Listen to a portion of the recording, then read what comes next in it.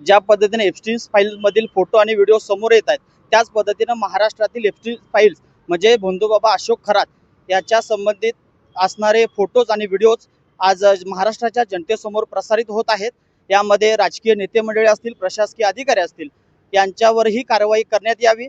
नुसत्या राज्य महिला आयोगाच्या अध्यक्षांचा राजीनामा घेतला म्हणजे भोंदूबाबा प्रकरण संपलं असं होणार नाही. यामध्ये सर्व दोषी असणाऱ्यांच्यावरती कारवाई करावी. त्याचबरोबर आम्ही या माध्यमातून या निवेदनाच्या माध्यमातून महाराष्ट्र बार असोसिएशनला सुद्धा विनंती करत आहोत की या भोंदूबाबा अशोक खरातचं वकीलपत्र इथून पुढच्या काळामध्ये कुठल्याही वकिलांनी घेऊ नये. त्याचबरोबर त्याला जास्तीत जास्त व कडक त्याच्यावरती कारवाई व्हावी, यासाठी सर्वांनी सहकार्य करावे अशी विनंती आज आम्ही सकल धनगर समाजाच्या वतीने निवेदनाच्या माध्यमातून माननीय जिल्हाधिकाऱ्यांना केलेली आहे.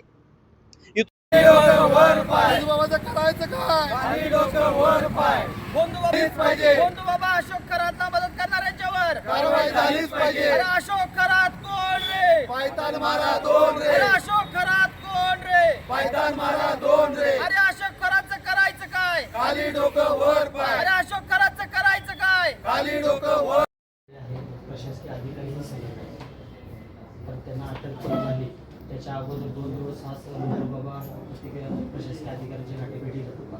त्याच्यावर कडक कारवाई करावी. आम्ही आता महाराष्ट्र असोसिएशन बार असोसिएशनला सुद्धा मागणी करतोय की त्याचं वकीलपत्र कोणी घेऊन महाराष्ट्रातल्याच कोणत्याही वकिलांनी त्याचं वकीलपत्र घेऊन आणि याच्यामध्ये सरकारने सुद्धा हस्तक्षेप करावा अशी विनंती आम्ही परत मुख्यमंत्री साहेबांना आणि गृहमंत्र्याला सुद्धा पाठवतो. त्याच्यामध्ये मेन्शन केलं.